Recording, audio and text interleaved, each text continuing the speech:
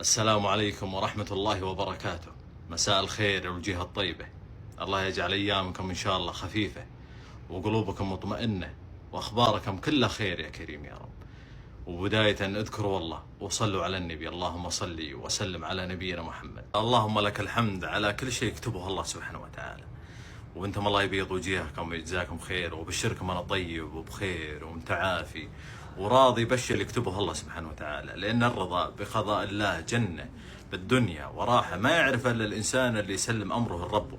فما اصابنا لم يكن ليخطئنا وما اخطانا لم يكن ليصيبنا، فالحمد لله بالسراء والضراء. الرضا يا جماعه ما يعني ان الانسان ما يحزن، ولا يعني ان القلب ما يتالم.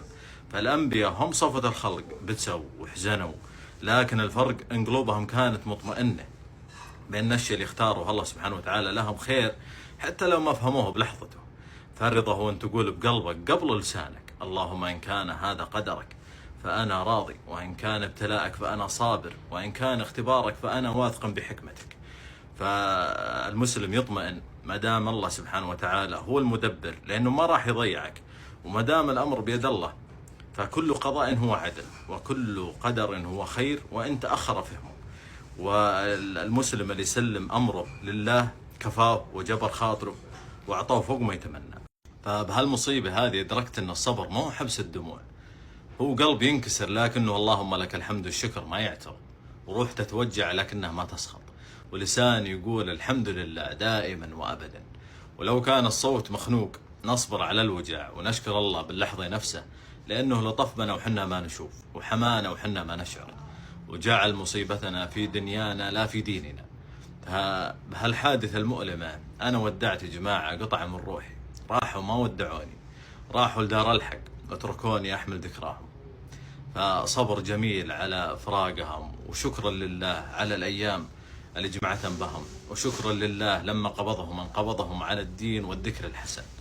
فاللهم كما عرفوا بحسن الخلق ولين الطبع وطيب المعشر، فأجعل لهم في الجنة منازل عالية، واجعل قبورهم روضة من رياضها، واجعل ما قدموه في دنياهم شاهدا لهم لا عليهم. اللهم اجعل أثرهم باقيا فينا دعاء وذكرا حسنا، ولا تجعل فراقهم إلا زيادة في قربنا منك وتسليما لأمرك ورضا بقضائك. مرت جنازة فأثنى الناس عليها بالخير، فقال النبي اللهم صل على محمد: وجبت، أي وجبت لها الجنة.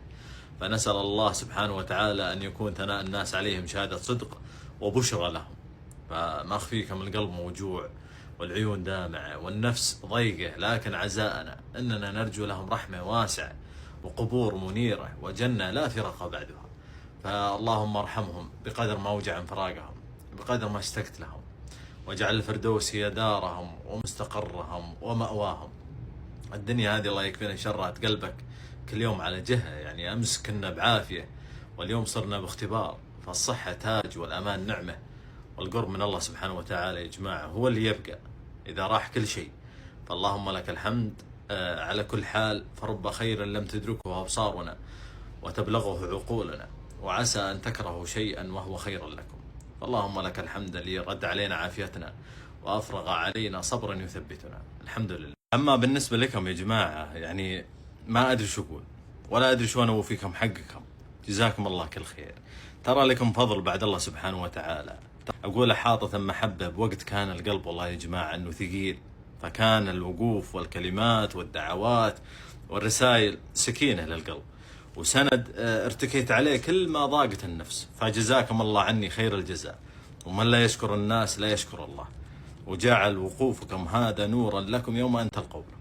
فبيض الله وجيهكم، جمل الله حالكم، رسائلكم كلامكم دعويكم والله أنه وصلتا وجبرت خاطري وقوة.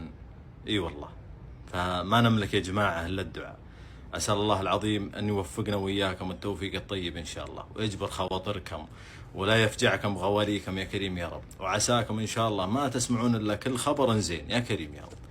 وفقكم الله، جزاكم الله خير، الله يسعدكم.